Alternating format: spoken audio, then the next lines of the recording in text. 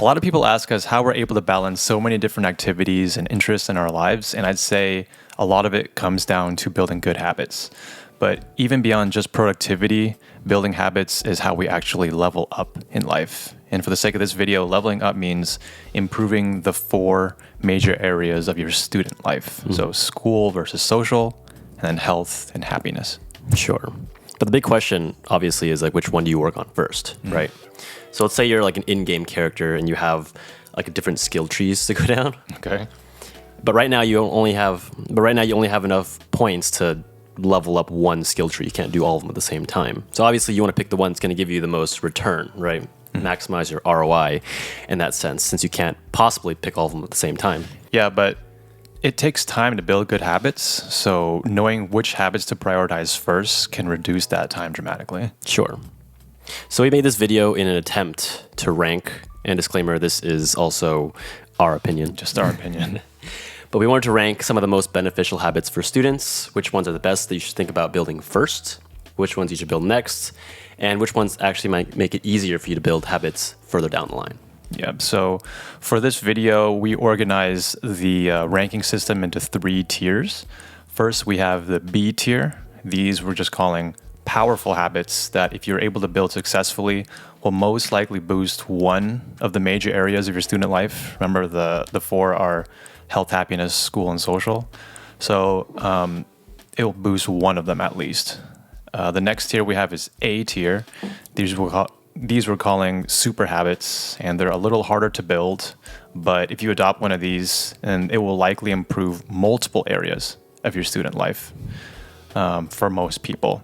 And then finally, we have the S tier, and these we're calling the superpower habits. And building these habits are like having superpowers. It can be life-changing, and also they can help make other habits easier to learn. So these superpower habits usually will take a lot longer to build than the other tiers. For most students, it can take weeks or even months compared to, say, the B tier, which some of them can take just a few days.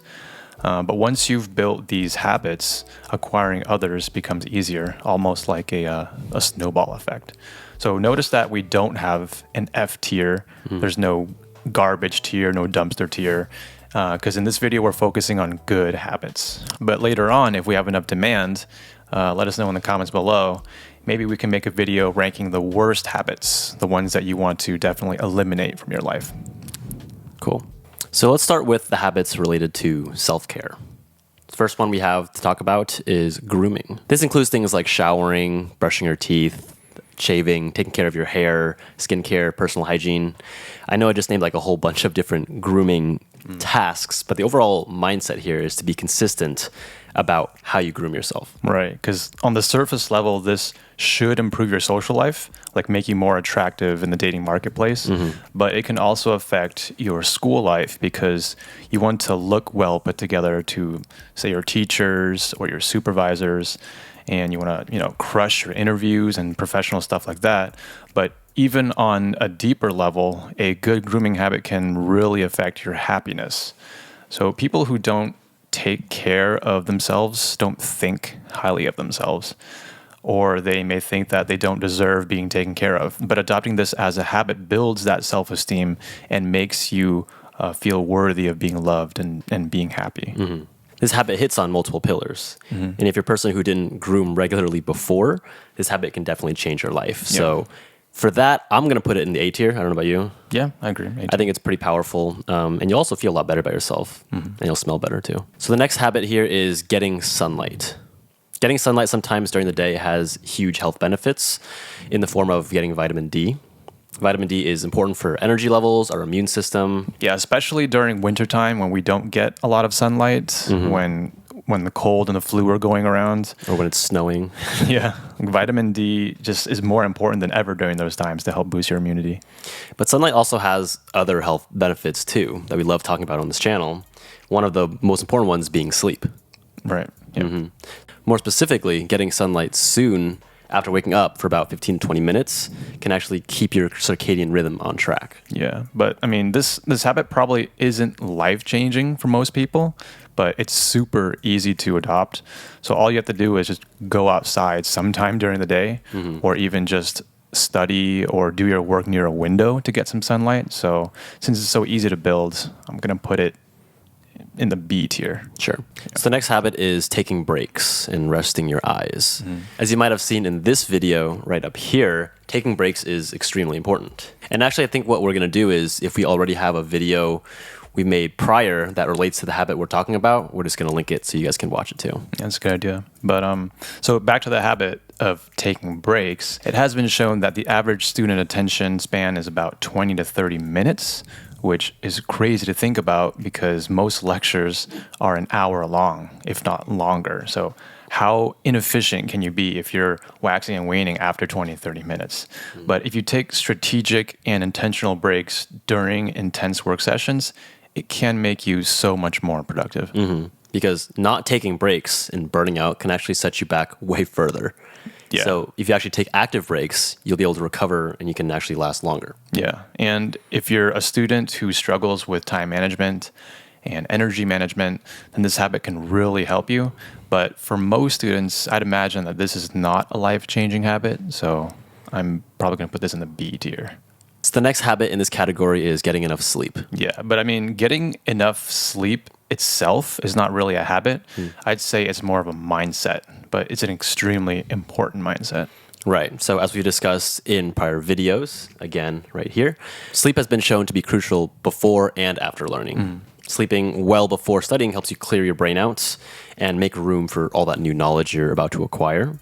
And sleeping well after studying helps you consolidate all that memory into your long-term memory. Right. But I mean, aside from the school aspect, sleep has substantial benefits in your mood, your energy levels, mental clarity, and your overall happiness. Because it's during sleep that your brain has the chance to actually tidy up and take out the trash, so to speak. Right. And again, getting enough sleep is more of a mindset than a habit, as we talked about earlier. But what are great habits to help you get to sleep on time are things like having a good night routine to help you wind down after a long day and getting enough sunlight in the morning to get you up out of bed. And things like exercising early in the day can get you tired to sleep, not drinking caffeine too late in the afternoon, and avoiding screens before bedtime. I don't even bring my phone into bed anymore. Yeah. So, I mean, so collectively, what you just said there, I would place all those habits that help you get better sleep in the S tier. So fixing your sleep is actually not easy, and it takes a lot of effort and planning. But if you're able to secure this habit, then you will, without a doubt, see its benefits trickle down to all other aspects of your life. Right. Next habit in this category is cleaning. This includes things like tidying up your workspace and living area, taking out the trash, doing dishes, doing laundry, like all the chores that we routinely have to do. And I'd say this habit is special because unlike others, if you don't do this, then it becomes very difficult to live. Right. Yeah, because trash just starts piling up. Your house is going to stink. No one's going to want to be around you. You're not even going to be around you. And this can affect all areas of your life, your health, your happiness, your social life, if you don't take care of cleaning. Yeah, so at baseline, it's kind of a habit that most of us already do to some extent. However, I'd say that the most important benefit you get out of this is mental clarity. Because when your room is messy, then your mind is messy. Yeah, I can't focus or concentrate if there's a mess around. You already know that too. Yeah. But cleaning on a regular basis takes a lot of discipline and organization. It's a lot harder to focus and be productive when everything around you is in chaos. So because of the universal nature of this habit, I'm going to put it in the low A tier. So next is cooking. And this is basically preparing your own meals at home. Meal prepping for days in advance is a higher level version of this habit that also affects your health and productivity. But for the most part, I'm just going to focus on cooking in general. So cooking makes you more aware of what you put in your body. Many of us, including myself, will prefer to order out when we're tired or lazy, like especially during midterms and finals. And there's nothing wrong with that if you do it occasionally. But you have to realize that most restaurants use low quality ingredients and they use extra additives like sodium and sugar to help make their food taste better. Right. And on top of that, a lot of restaurants also maximize the portions they give you. Right. Just to make sure that you don't leave feeling hungry still. So you'll come back there again because you got a full meal. So overall, eating out, I would say, it's less healthy than if you prepared your own meals because you don't have the option to intentionally choose what you're putting into your body. So this also helps with your energy levels, your mental clarity, and your overall physical health. But it can also improve your social life in a weird way. It gives you more perceived value in the dating marketplace. Sure. People who think you can cook are, they find that sexier. It can help you connect with your family and friends. Like cooking at Thanksgiving dinner is, kind of a family holiday and kind of brings you closer to your parents and stuff. So overall, improves your happiness, promotes self-discovery. And for that, I'm going to put it in the A tier category. Yeah. All right. Next is drinking water. So staying hydrated is important for your overall health, but as a doctor, I got to throw the caveat in there that it depends on your individual medical conditions. But anyway, staying hydrated supports your metabolism, has even been shown to boost your mental performance. And one of the most important times to drink water is actually right when you wake up. Yeah, definitely. I'm glad you said that because during sleep, we can actually lose like a pound of water, just straight water. Yeah, or more. Sometimes even more. So by the time you wake up, usually we're kind of dehydrated. That's probably why you wake up with like a leathery tongue feeling. The most vital organs in our bodies are made up like 70 to 80% of water, especially our brains, which have been shown to have over 80% just water. Yeah, ever since I started drinking water early in the morning, I've noticed more mental clarity and also being able to put off drinking caffeine later in the day. Yeah. So this habit of staying hydrated is pretty simple to do. I mean, all you have to do is just buy like a thermos or a water bottle, like one of those giant 40-galloners, or maybe not 40 gallons, maybe like a gallon or something. And just carry it around with you. Just leave it at your desk when you're studying or something. Sure. But it's also probably not drastically going to change your life. So I'd say like a B tier. Yeah. Next, I want to talk about habits related to learning. But before we do, I want to thank today's sponsor, Skillshare, which is my favorite online learning platform. We first joined Skillshare to learn specific skills that would help us on our creative journey. Skills like video editing and graphic design, but even habit building and productivity. We're going to be comparing a lot of powerful habits in today's video. But if you want to take it a step further and actually start building them, then Skillshare is definitely a good place to start. In fact, we've been so inspired that we've even published our very own productivity class on Skillshare, where we talk about how to use the productivity equation to live a more productive and balanced life. As of now, we actually have 3 classes, with a 4th one on the way, all with content that dives a lot deeper than what you'll find on our YouTube channel. And Skillshare has been kind enough to give the first 1,000 people who use our special link below a 1-month free trial, which is plenty of time to check out one or all of our classes. So thank you, Skillshare, and now let's talk about habits related to learning. The first one we have is reading. I'd say in most cases, reading is synonymous with learning. And since there's so much that you can read, like fiction, nonfiction, journals, blogs, news, this habit can easily improve all 4 aspects of your life. But I think the main struggle I had with reading was mostly during childhood and grade school when we were forced to read things that we didn't want to. But once you put the right type of text in front of me with the right context, then I would just devour those books. Yeah, I think that's the same for most people, me included too. Like if you figure out what you like to read, then you're going to want to read more. But the only way to do that is to actually read. Right? To figure out actually what you like to read. Yeah. So other than that, I would say reading without a doubt, I'm going to put in the S tier category.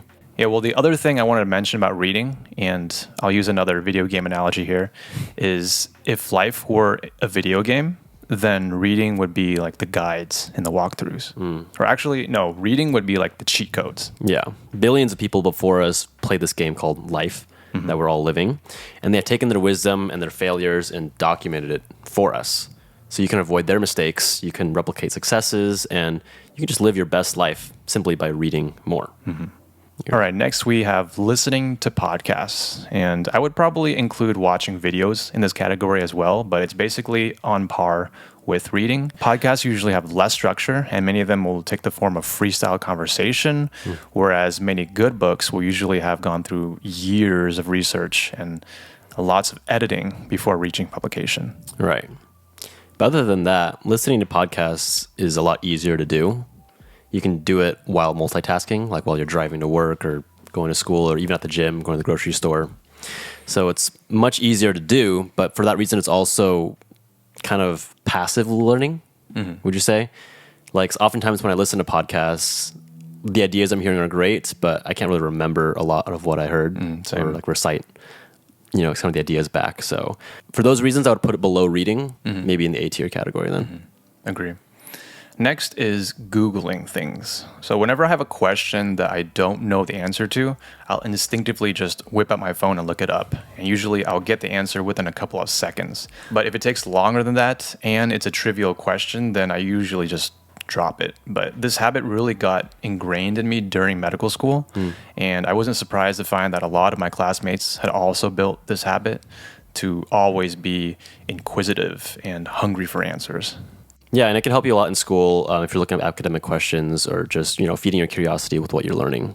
So for that, I'm probably going to put it in the A tier category too. Yeah, well, the only caveat is that you got to make sure that your Googling doesn't go overboard and take you down a rabbit hole of like internet procrastination. Yeah, that's basically a huge loss. All right, so the next habit is studying. This doesn't include going to class and mandatory academic activities. This habit is specifically talking about finding your own personal free time to review and practice your knowledge. Okay. As we talked about before on this channel, the word studying doesn't really have a specific definition. Like when you say, I'm going to study, what exactly are you doing? Are you reading notes? Are you making flashcards? Are you doing problem sets? Yeah, it differs a lot between individuals and situations, but that's not really what we're going to address in this video. We have entire playlists on our channel that's dedicated to study efficiency, so check those out. Right. At first glance, you think that studying mostly helps with the school pillar of your life. And yeah, if you get into the habit of studying well, you can see direct correlations with your grades. However, studying also builds discipline and tests your resolve much more compared than other habits we talked about today. And so when you decide to use your free time to study over doing something else, the activation energy is generally much higher. Yeah, in addition, when you spend a lot of time studying and you don't see the results that you want, it can be pretty soul-crushing. But when you successfully build up this habit and it leads to better performance, critical thinking and troubleshooting, or more wealth, better opportunities, this reinforces your perceived value and self-confidence. So when you feel that you can accomplish what you put your mind to, this self-esteem ultimately affects all areas of your life. So for these reasons, I would put studying in the S tier. Yeah. The next habit in this category is learning a new language. Learning a new language has a variety of benefits, from improving your memory all the way to strengthening your social life with connection and culture.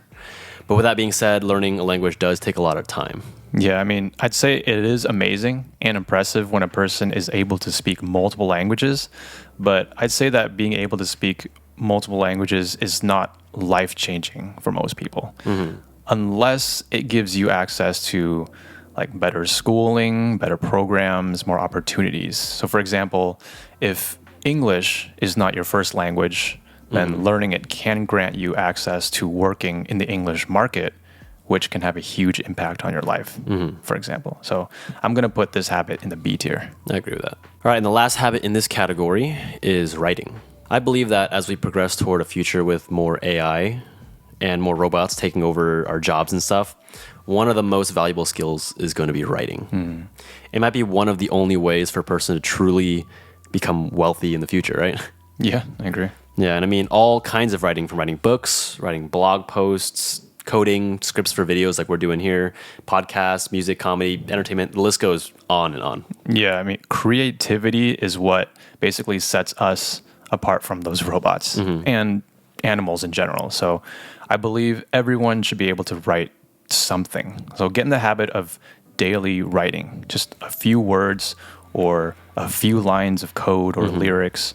Staying consistent with something like 10 to 15 minutes a day is generally easy to do and can have tremendous payoff. So not only does writing help with school and your future wealth, which we're projecting, of course, it can also increase your perceived value, making you a more interesting and sociable person, and even improve your happiness when you get into reflective writing.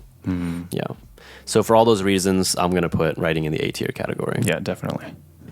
Next, let's talk about habits related to introspection. First, we have visualization and positive affirmations. So technically, these can be seen as two different habits, but I'm just going to kind of go over why we can lump them together. So visualization is the act of imagining yourself doing something. For example, if you visualize yourself succeeding over and over again, it can become a positive feedback loop, and then one day you will actually accomplish that vision. However, visualization also works in the reverse. So if you continually visualize yourself failing, then it becomes a self-fulfilling prophecy, and you're most likely to eventually fail. So for this habit, I'm referring to positive visualization, and the effects that this has on our mental health is very similar to positive affirmations. So when you tell yourself every day that you are a winner and you are capable of success, then this optimism can permeate into your behavior and your day-to-day decision making and basically change the trajectory of your life. Yeah, it's cool. But I think there is like one caveat to this habit is that you actually have to back up your claims. Right. Yeah. Like it doesn't work if you repeat these positive affirmations saying that you're going to be the top student in your class or ace every exam, and then you actually don't do that. Yeah. So obviously your affirmations are not going to come true if that happens. Yeah. So I guess talk by itself is cheap, but if you combine this habit with consistent action, then you can change your life in any of the 4 areas. So for this reason, I'm probably going to put this in the B tier. Yeah. Next, we have journaling. And journaling is an interesting one because there are many forms that you can adopt, such as bullet journaling, daily diaries, practicing gratitude, among others. Some people include things like productivity, to-do lists, personal finance tracking, note-taking into their journaling practices. But I'm not going to go into detail about the intricacies of journaling because it's kind of similar to studying where different people approach it in different ways. Right. But the most important thing I want to add about journaling is that it's really a way for you to self-reflect. Like, how are things going?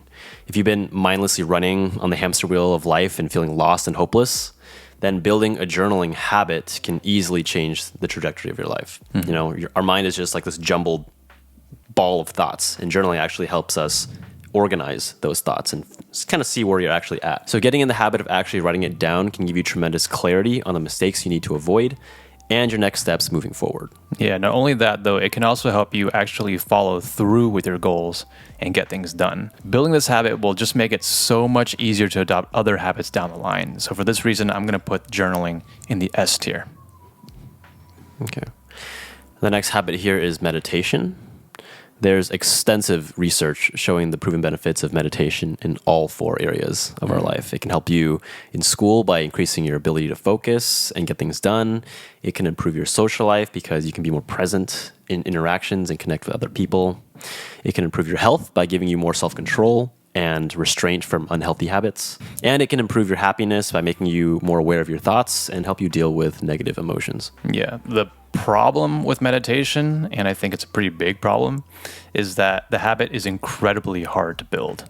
Like, maybe I'm just speaking for myself, but you can find books, courses, apps, entire communities just dedicated to helping you stick to your meditation practices. And even so, I'd say most people will not succeed in building this habit. Right. This habit requires a lot of dedication and many months of practice before it can start to stick. I think a reason is because you don't really see benefits initially when you first start it. So sitting there like bored out of your mind for 30 minutes, or you probably want to start off a little shorter than 30 minutes, but like it's not only like really boring, but it's also frustrating. So it's hard to build. So I'll put this in the low S tier category because I would recommend tackling some of the other S tier habits first. Yeah.